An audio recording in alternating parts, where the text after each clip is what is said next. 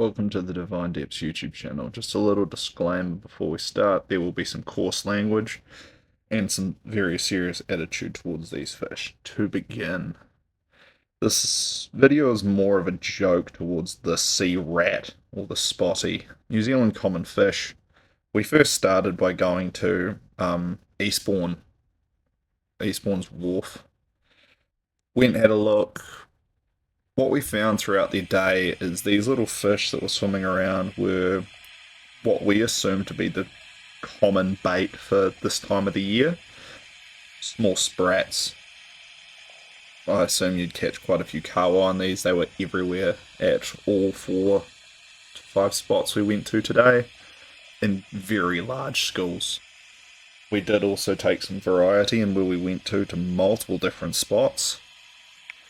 And we found that kind of the answer was the same. We'd pretty much only come across these sprats, some stingrays, and the god-awful spotties. In fact, we found so many of these god-awful spotties that it led me to focus this video around them. But if you want to know what bait to use right now, sprats, pilchards, probably your go-to for catching anything and everything around Wellington right now. Mainly kawa and snaps and anything slightly delicious like that. And in regards to this spot, this Days Bay, this Eastbourne Wharf, Days Bay is the next one. This one's very small and you can always see the bottom. It's too shallow for good fishing, I feel. On to the next spot we went to was Days Bay Wharf. Very common for swimmers in summertime. This time of the year it's getting a little bit too cold for that. And what we found is the sea life here was a lot more spotty and wrasse infested. Wrasse was the bigger fish you saw right at the start there. If you're not too common with it, if you're not from New Zealand, I'm pretty sure the wrasse are native to New Zealand. The spotty, all these other little turd fish you see swimming around, they are also native, but they are under the categorization of wrasse. Scientific community got that wrong. They should have been classified as rats. They are horrible little rat fish, these things. They're everywhere. They steal your bait. If you're fishing in Wellington, you're guaranteed to have 85% of all of your bait stolen by them. A lot of people kind of can't really figure out what the point of them is. I know I can't. They're just everywhere. They'll eat pretty much everything. They destroy habitats. I personally believe they need to be destroyed with toxic gases. But we don't talk about that on the internet or we get cancelled. One interesting thing to note, though, is the fact that some people do catch them. Average size for these are anywhere from, obviously, baby, juvenile, nothingness, all the way up to your 19 centimetres, like it showed at the start. Pretty much, if you're an American, bluegill would be the best kind of comparison. How everyone's ranting and raving about catching those, I do not get it. They can range from anywhere depth-wise. I doubt anyone stopped at the start to actually see the Wikipedia entry, but the average depth for these things goes from surface level right at the top in shallow reefs all the way down to what I found was absolutely ridiculous depths of 140 odd meters, like 250 or 60 feet, which is, imagine you're deep sea fishing, you send your line down and trying to get a grouper and end up your bait gets demolished by spotties, and after winding up that deep you got nothing but a tiny little spotty on your hook. I'd probably just give up on deep sea fishing at that point if I caught a bloody spotty.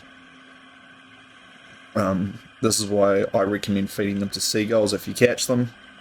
Not really worth much of anything, to say the least. Eating them would be pointless.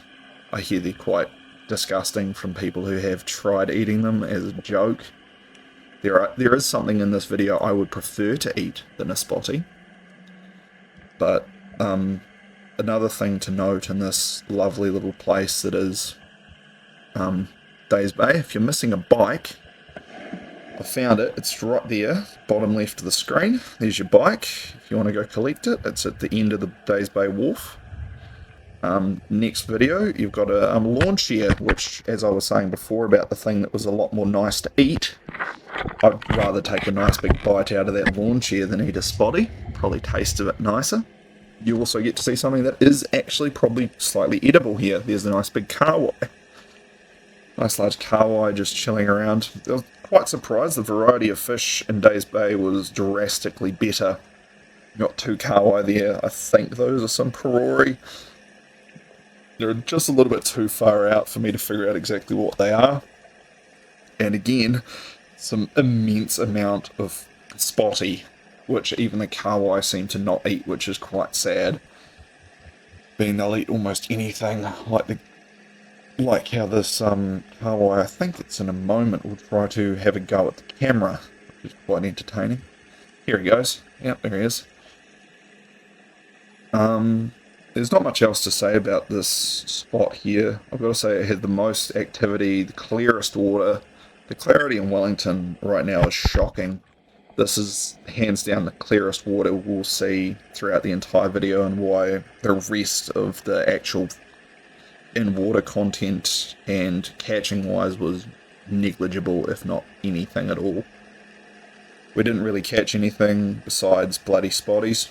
I think my mate caught 4 of them. We just ended up putting the rods away and just getting some footage. Here's the other, God forbid to remember the name of this place, but it's where everyone fishes in Wellington City. There was 8 or 9, there's the goofiest fish of the video, was that spotty demonly looking down at the camera, or menacingly. This is about the water quality you get out there, which is astonishing that the fish would even take your bait, considering they could barely see it, I'd imagine. It must be all done by braille, all the fish swimming around here, trying to eat something. You've got a lot of spotties, shockingly. Not a lot of sea growth, it's all just destroyed mussels, which the ecosystem here does seem quite destroyed, which is quite upsetting. I did expect to see a lot more lime scooters, I will admit. There's drastically a lot less lime scooters here than I thought I would see. But one thing to note, at every single one of these spots we have been to, those sprats were predominantly everywhere. They were the bait of choice. So if you were throwing a spinner lure, top water, you might catch some kahawai. If not, getting some of these and chucking them on as bait couldn't hurt. The next spot is another one I don't particularly know the name of, but it's this weird wannabe cruise ship looking wharf. They actually might say it there, but my reading is illegitimate at best. So to start with, you see quite a few of the little sprats swimming around. I think that's all I really got from this place. I've lowered it to the bottom. This wharf is drastically deeper than any of the other spots we viewed over this trip. I did get some footage on bottom, but there was next to nothing down there besides your old friendly arsehole spotties. There was a lot more sprats around here, and these little fish, they were just everywhere. I think when we go out, I don't know when we're going out next for a fish, but we'll probably go out, take a small trap with us, or bodgy one up with a pump bottle, catch some of these as bait, and we might have a bit more luck. Hopefully we'll be able to get some actual fishing content out, where we're winding in something on the stupid little pink rods we have, or so forth. Thank you for watching. This has been Divine Depths, and catch you later.